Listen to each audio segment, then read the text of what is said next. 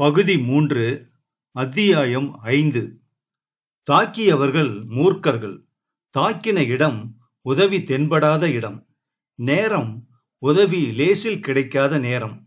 தாக்கியவர்களை அடையாளத்துக்கு பார்க்க முடியாத இருட்டில் மிக மௌனமாக நடந்தது. மிகவும் தேர்ந்த தாக்குதல். பின்னால் இருந்து ஒருவன் வளைத்து பிடித்துக் கொண்டான். திமிர முடியாதபடி முன்னால் 2 பேர்கள் செயல்பட்டார்கள். ஆயுதம் வைத்திருந்தார்கள். ஒருவன் சைக்கிள் செயினை கை முஷ்டியில் முறுக்கிக் கொண்டு அடித்தான். அந்த கோஷ்டியில் அவன் ஒருத்தன்தான் படித்தவன். கேட்லிச் சேஸின் நாவல் ஒன்றில் ஒரு இளைஞன் அவ்வாறு செய்கிறான். அதை படித்த பின் ஒரு சைக்கிள் செயின் வாங்கிக் கொண்டவன் இன்று அதை உபயோகிப்பதில் சந்தோஷப்பட்டான். ரிட்ஜ் ரோடில் காதல் சல்லாபத்துக்காக வந்திருந்த ஓர் இளம் பெண்ணும் ஆணும் அடிபட்டு கிடந்த யாஷை பார்த்து சல்லாபத்தை துறந்துவிட்டு இரத்தக்கரை பெற்றுக்கொண்டு ஆஸ்பத்திரிக்கு விரட்டினார்கள். ஆஸ்பத்திரியில் ஒரு தடவைதான் மயக்கம் தெளிந்தான் யாஷ். அவன் பையில் டைரி அளவில் வளையம் வளையமாக பிளாஸ்டிக்கினால் தைக்கப்பட்ட நோட்டு புத்தகத்தில் முதல் பக்கத்தில் முதல் வரியில் விமலா என்று மட்டும் எழுதியிருக்க, அவன் எழுத இருந்த கவிதை முழுவதும் துல்லியமான பாழாக இருந்தது. அதன் முதல் வரி அவன் மனதில் உறைந்திருந்தது. ஐஸ் கட்டிக்குள் தங்க மீன் போல. போலீஸ்காரர்கள் அவன் யார் என்று தெரிய கொஞ்சம் சிரமப்பட்டார்கள். அவன் பையில் இருந்த காகிதங்களில் சில விலாசங்கள் இருந்தன. ஒன்று நைஜீரிய எம்பசி, ஒன்று டெல்லி பப்ளிக் லைப்ரரியின் விலாசம், ஒன்று அட்லஸ் இன்சூரன்ஸ் கம்பெனியின் சக்சேனா. அந்த சக்சேனா வரவழைக்கப்பட்டார். அந்த இரவு வந்தவர், இவனை எனக்கு தெரியும், இவன் பெயர் யாஷ், இவன் விலாசம் என்னிடம். யாஷ் முடிந்தான். காலை விமலா எப்போதும் போல் தலைவாரிக்கொண்டு டிரைவிங் பாடத்திற்காக காத்திருப்பதை ராஜேஷ் கவனித்தான். அவன் வரவில்லை என்று 7:30 வரை காத்திருந்து பார்த்து தெரிந்தது. அந்த டிரைவர் போன் பண்ணினானா ராஜேஷ் என்று ராஜேஷை கேட்டாள் விமலா. ஆமாம், 2 நாளோ 3 நாளோ கேஷுவல் லீவ் வேண்டும் என்று கேட்டுக்கொண்டான். வெள்ளிக்கிழமை வந்து விடுவான். நான் கற்றுக் கொடுக்கவா? இல்லை, வேண்டாம், அவன் வரட்டும். ஏன், நான் வேண்டாமா? டிரைவிங்குக்கு வேண்டாம். பின் எதற்கு வேண்டும்? பர்சுக்கு. அப்புறம் பர்சுக்கு. அவ்வளவுதானா ஹனி? எவ்வளவு தடவை சொல்லி இருக்கிறேன் என்னை ஹனி என்று கூப்பிடாதே என்று. காதல் மிகுதியால் என்று அவளை பின்புறம் வந்து இறுக்கினான். அவள் பொறுத்து கொண்டாள். அவன் அட்ரஸ் தெரியுமா என்று கேட்டாள். பார்த்து சொல்கிறேன் என்று கூறிவிட்டு போய்விட்டான். அவன் போனதும் அந்த அறையை துருவி துருவி களைத்து அந்த விலாசத்தை தேடினாள். கிட்டவில்லை. முட்டாள், இந்த அறையில் எப்படி இருக்கும்? சோப்ராவை கேட்டால் சொல்வான். சோப்ரா சந்தேகிக்க மாட்டானா? என்ன சந்தேகம்? சோப்ரா விலாசம் தந்தான். காரில் புறப்பட்டவள் அந்த விலாசத்திற்கு உரிய ராஜேந்திர நகரின் பார்க்கை கடந்து கார் சந்து முடுக்கில் அடைத்து நிற்க, எல்லோரும் அவளையே பார்க்க, சில சிறு பையன்கள் விழுந்தடித்து ஓடி வந்து கூட்டமாக நிற்க, யாஷ் என்கிறவன் வீடு எது என்று கேட்க, எந்த யாஷ்? டிரைவராக வேலை செய்கிறானே, படிக்கிறானே, சற்று உயரமாக, நிறம் கம்மியாக. யாஷ் கண்ணா? கண்ணாவா அவன் பெயர்? உங்களுக்கு தெரியாதா? என்ன, முந்தா நாள் இரவு அவன் வீட்டுக்கு வரவில்லை. அவன் அம்மா தேடிக்கொண்டு. வேண்டாம் வேண்டாம், எனக்கு சொல்வதற்கு முன்னே தெரிந்துவிட்டது. உங்களுக்கு தெரியாதா என்று கேட்ட மாத்திரமே தெரிந்துவிட்டது. என் மன மூளையில் இருட்டில் நடக்கக்கூடும் என்று பயந்தது நிகழ்ந்துவிட்டது. ஆம், நிகழ்ந்தே விட்டது. வேண்டாம், சொல்லாதே. நான் உன்னை ஒன்று கேட்கவில்லை. நான் இங்கே வரவில்லை. இன்று இது இல்லை, நேற்று இல்லை, அதன் முன்தினம், அதன் முன்தினம் நானும் அவனும் பேசிக்கொண்டிருந்த காலை. ஆம், அதுதான் நடக்கிறது இப்போது. திரும்பி வந்ததும் பென்சிலை சுவைத்துக் கொண்டிருந்த இன்ஸ்பெக்டரையும் எதிரே நின்று கொண்டிருந்த கணவனையும் பார்த்தாள். Vimala dear, a terrible thing has happened. நம் டிரைவர் யாஷ் இருந்தான் அல்லவா, அவனை யாரோ அடித்து போட்டு. இன்ஸ்பெக்டர், எங்கே நடந்தது என்று இன்ஸ்பெக்டரை பார்த்து கேட்டாள் விமலா. இன்ஸ்பெக்டர் விமலாவை பார்த்து செயலிழந்து நின்றவர் அந்த கேள்வியில் திடுக்கிட்டார். என்ன சொன்னீர்கள்? எங்கே நடந்தது? ரிட்ஜ் ரோடில். சரியான அடி. அவன் எப்படிப்பட்ட ஆசாமி மிஸ்டர் ராஜேஷ்? கொஞ்சம் சண்டைக்காரன். நினைத்தேன். என்னை கேளுங்கள் இன்ஸ்பெக்டர். எனக்கு அவனை நன்றாக தெரியும். அவனை கொன்றவர்கள் யார் என்பதும் எனக்கு தெரியும் என்று ராஜேஷை பார்த்து கொண்டே விமலா சொன்னாள். இன்ஸ்பெக்டர் ராஜேஷை பார்த்தார். சற்று முன் இந்த வீட்டில் சாப்பிட்ட கொக்கோ கோலா விசுவாசம். விமலா என்றான் ராஜேஷ். ஆம், எனக்கு தெரியும். நான் சொல்லத்தான் போகிறேன். மிஸ்டர் பக்கா, அது இன்ஸ்பெக்டரின் பெயர், கொஞ்சம் தனியாக வாருங்கள் என்று மேனேஜர் சொல்லி கூப்பிட தனியாக சென்றவரிடம் அந்த அம்மாள் கொஞ்சம் ஒரு மாதிரி. இன்னும் கொஞ்சம் கேட்டால் நான் தான் அவனை கொன்றேன் என்று சொல்லிக் கொள்வாள். ராஜேஷும் விமலாவும் ஒருவரை ஒருவர் பார்த்து கொண்டே நின்றார்கள். இது விஷயம் பெரிய விஷயம். மெட்ரோபாலிட்டன் கவுன்சில் வினோத் கண்ணாவை தெரியுமா? ஜன்சங் அவர். அப்புறம் டெப்டி ஹோம் மினிஸ்ட்ரிஜியை தெரியுமா? இந்த ஃபேமிலியை பற்றி எனக்கு தெரியாதா சோப்ராஜி? நான் இந்த கேஸ் ரிஜிஸ்டர் செய்திருக்கிறேன். சொந்தக்காரரை மாமூலாக விசாரணை செய்ய வேண்டும் என்றார் இன்ஸ்பெக்டர். கேள்விகள் எல்லாம் என்னை கேளுங்கள், நான் பதில் சொல்கிறேன். உங்க எஸ்பி யார்? கோலிதானே? அத்தியாயம் 6. அந்த கேஸ் என்ன ஆயிற்று? முதலில் பதிவாயிற்றா என்பதே சந்தேகம். இல்லை, பதிவாகி இருக்கும். பதிவானால் என்ன? பதிவான எல்லா கேசுகளுமா தீர்க்கப்படுகின்றன? யாஷ் அடிபட்டதை பார்த்தவர்கள் யார்? ஒருவரும் இல்லை. அவனுக்கு விரோதிகள் யார்? ஒருத்தரும் இல்லை. எப்படி கேஸ் நடக்கும்? விமலாவுக்கு தெரியும். அவளுக்கு தெரியும் என்பது ராஜேஷுக்கு தெரியும். அவனை பொறுத்தவரை மனசாட்சி இதில் குறுக்கிடவில்லை. அது மனசாட்சியை விட ஆதாரமான விஷயம். சொந்த பொருளை மற்றவன் அபகரிக்க முற்படும் போது ஏற்படும் கோபம். இது கற்காலத்து கோபம். அவனுக்கு அவள் சொந்தம். சொந்தம் என்றால் உறவு என்கிற அர்த்தத்தில் இல்லை. எனக்கு இதை எழுதும் பேனா சொந்தம். அதுபோல் ராஜேஷுக்கு விமலா சொந்தம். அவள் அவனுடைய கார் போல, சாக்லேட் பார் போல. படுக்கையில் அவளை அணைக்கிற போது my very one sweet little etcetera என்று தானே அழைக்கிறான். எனவே எனக்கு அவனது ஒவ்வொரு சதுர சென்டிமீட்டரும் எனக்கே. அவளது வளைவுகள், வாசனைகள், அவள் எச்சில் எல்லாம் எனக்கு. இதை மற்றவன் அபகரிப்பதாவது? அபகரித்தால் நிகழ்வது அவன் துரதிர்ஷ்டம். ராஜேஷுக்கு அந்த செயலில் மனசாட்சி குறுக்கிடவில்லை. காலை பொன் போல ரொட்டி சாப்பிடுகையில் அதன் கன்னத்தில் வெள்ளி கொண்டு வெண்ணெய் தடவுகையில் அவன் உள்ளே எந்தவித குற்ற உணர்ச்சியும் இல்லை. அவள் உணர்ச்சிகளுக்கு அவன் விஸ்தாரமாக கவலைப்பட்டது ஒருபோதும் இல்லை. விமலா பாத்ரூமில் மௌனமாக அழுதாள். எவ்வளவு சுலபம் ஒரு ஆளை தீர்ப்பது. எதனால் இப்படி? பணத்தினால். கரன்சி நோட்டை உதிர்த்தால் ரத்தம் உதிர்கிறது. அதன் கரையை துடைப்பதற்கு மேலும் கரன்சி நோட்டுகள். I promise to kill anyone for the sum of 1, 10, 100, 1000. இவனுக்கு நான் உடையவள், அடிமை. இவனை தவிர மற்றவர் என் மேல் பார்வையை திருப்பக்கூட கூடாது. இவன் என் எஜமானன். நான் காரின் பின்சீட்டின் மேல் ஆடும் பொம்மை, அழகான பொம்மை.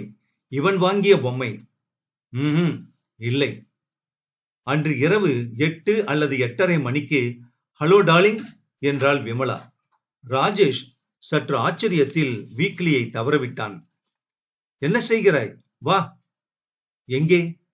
வா என் முட்டாள் கணவனே, லெட்ஸ் மேக் லவ். பிரம்மாண்டமான படுக்கையை தட்டி உதறி போடச் சொன்னாள்.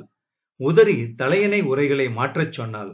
மாற்றி ஏர் கண்டிஷனரை சரியாக செலக்ட் பண்ணச் சொன்னாள். ரெக்கார்ட் பிளேயரில் திலங்கும் பாலில் கற்கண்டும். இது நம் 2வது ஹனிமூன். எல்லோரும் எப்படி வேண்டுமானாலும் போகட்டும். சீரியஸாக முன்னேற நினைக்கும் ஏழைகள் அடிபட்டு சாகட்டும். ஒவ்வொரு நாளும் ஒவ்வொரு விதத்தில் காதல் செய்வோம். நாம் காதலித்து மேலும் மேலும் பணக்காரர்களை உற்பத்தி செய்யலாம். நாளைய தினத்து முட்டாள்களை. அவர்கள் எல்லோரும் இன்றைய தினம் நம் சங்கமத்துக்கு கியூ வரிசையில் காத்திருக்கிறார்கள். எங்கே?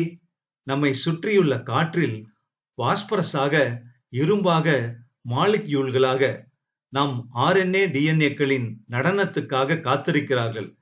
எவ்வளவு பிரஜைகள் வர நாம் யாரை உருவாக்கலாம்? ஒரு வக்கீலையா? சினிமா நடிகனையா? டென்னிஸ் ஆட்டக்காரனையா? உன் உடைகளை உதிர். என்னை மெதுவாக துகில் உரி. என் மார்பில் கைவை. எவ்வளவு படபடக்கிறது பார் இதயம். என்னை நீ ஆட்கொண்டவன், என் சொந்தக்காரன். என் உதட்டருகே வா என் கணவனே. உதட்டருகே வந்து, மிக அருகே வந்து, து என்று முகம் முழுவதும் துப்பினாள். பிரமித்து நின்றான் ராஜேஷ். இதெல்லாம் விளையாட்டின் பகுதி இல்லையா? பயப்படாதே, வா.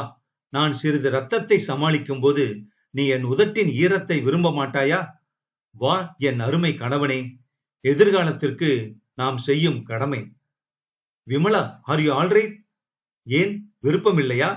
இந்த நூற்றாண்டின் தர்மம் செய்தித்தாள் படிப்பதும் பார்னிகேஷனும் தான். வாடா. நீ கொஞ்சம் மனசு கலைந்திருக்கிறாய் என்று எண்ணுகிறேன். உடைதான் கலைந்திருக்கிறேன். ஏன்? நீ பேசுவது சரியாக இல்லை விமலா. எப்படி எப்படி பேச வேண்டும்? ஹிந்தி சினிமா போலவா? Some other time baby. அவன் கை நடுங்கியது. What's the matter? உன்னால் முடியாதா? விமலா, நான் உன்னை அடிப்பேன். நான் அதை வரவேற்பேன். என் கோபத்தை கிளப்புகிறாய். எனக்கு கோபம் பிடிக்கும். என்ன வேண்டும் உனக்கு விமலா? நீதான் நீதான் சாஸ்திரப்படி அக்னி வளம் வந்து மணந்த என் பதி, பிராணபதி, லட்சாதிபதி. நீ நீ வந்து என்னை எந்த வார்த்தைகளை உபயோகிப்பது என்று தெரியவில்லை உனக்கு. இது படுக்கை அறை ராஜேஷ். என்னை வேண்டுமென்றே டீஸ் பண்ணுகிறாய். என்னை உனக்கு தெரியாது. ஆல்ரைட், நீ கேட்டாய், இதோ பொறு என்று விளக்கையும் அவளையும் மூர்க்கமாக அணைத்தான். விமலா சிரித்து போதாது என்றாள்.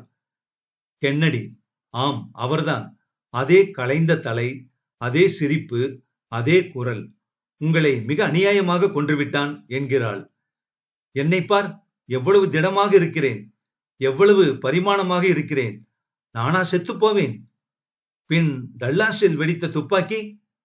கென்னடி தன் கோட்டை கலற்றுகிறார். திரும்புகிறார். பிளீஸ், வேண்டாம் வேண்டாம், நீங்கள் சாகவில்லை. கென்னடி அவள் சொன்னதை கவனிப்பதாக இல்லை. டையை லூசாக்கி காலர் பட்டனை கலற்றி முதல் குண்டு இந்த இடத்தில் பாய்ந்து ஒரு கோணத்தில் உள்ளே சென்று இரத்த மலராக மலர்ந்தது. இரத்த மலர், இரத்த மலர். அவளை சுற்றிலும் இரத்த மலர்கள். வேண்டாம், பிளீஸ், வேண்டாம் வேண்டாம். எழுந்து விட்டாள். பக்கத்தில் ராஜேஷின் குரட்டை கேட்டது. விமலா இரவின் மிச்சத்தை இருட்டில் வெற்று பார்வை பார்த்து கொண்டு கழித்தாள்.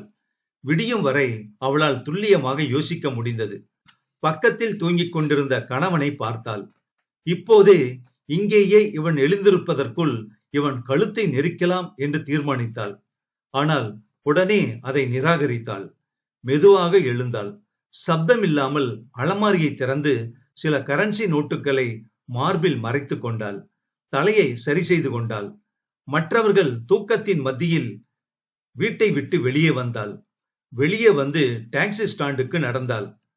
அன்புள்ள விமலா, அம்மா கவலைக்கிடம், உடனே வா என்று அவள் போட்டோவின் கீழ் பிரசுரித்து மறுநாளைக்கு மறுநாள் இந்துஸ்தான் டைம்ஸில் விளம்பரம் வந்தது. அவளை பற்றி விவரங்கள் சில தந்து அவளை பற்றி தகவல் தெரிவிப்பவர்கள் தக்கபடி சன்மானம் அளிக்கப்படுவார்கள் என்று சொல்லியது அந்த விளம்பரம். அந்த போட்டோ அவளுக்கு நியாயம் தரவில்லை. போட்டோவில் நடுக்கம் இருந்தது. ராஜேஷின் நடுக்கம். அவள் அபரிமிதமான கூந்தலை பற்றி அந்த போட்டோ ஒரு வார்த்தை பேசவில்லை. அவள் உயரம், அவள் வளைவுகள், அவள் கண்களின் உயிர், சலனம், புதுமை, மயக்கம், இவையெல்லாம் அந்த போட்டோவில் அவள் எதிரே ராஜேஷ் இருந்ததால் சிரிக்கவில்லை. அவளை சுற்றி அவன் பிரசன்னத்தில் இருந்த சந்தோஷம் அந்த போட்டோவில் இல்லை. அவள் அபாரமான புத்திசாலித்தனத்தை பற்றி அந்த போட்டோ மௌனமாக இருந்தது. ஆனந்த நகர் போலீஸ் நிலையத்தில் இருந்த அதே பஞ்சாபி இன்ஸ்பெக்டர் இந்த மிஸ்ஸிங் கேஸையும் பதிவு செய்தான். நம்பர் 236, மர்மமான சூழ்நிலையில் இளம் பெண் காணவில்லை என்று. நிருபர் சரடு விட 3 பத்திரிகைகளில் இருந்து அவனுக்கு போன் வந்தது. அவள் விவரங்களை சுற்றுப்புற மாநிலங்களுக்கு ஒயர்லெஸில் தெரிவித்தாகிவிட்டது. 5 அடி 4 அங்குலம், திடமான உடம்பு, சிவப்பான நிறம், கருநீளத்தில் சாரியும் செங்கல் வர்ணத்தில் சோழியும் சென்ற ஏதோ கிழமையிலிருந்து காணவில்லை. கேஸை முடிப்பதற்கு முன் அந்த வீட்டுக்கு போய் பார்க்கலாம் என்று விமலா காணாமல் போன 3வது தினம் அந்த வீட்டுக்கு சென்று கதவை திறந்த ராஜேஷின் தங்கை ஆச்சரியப்பட்டாள். அவன் போலீஸ் உடையில் இல்லை.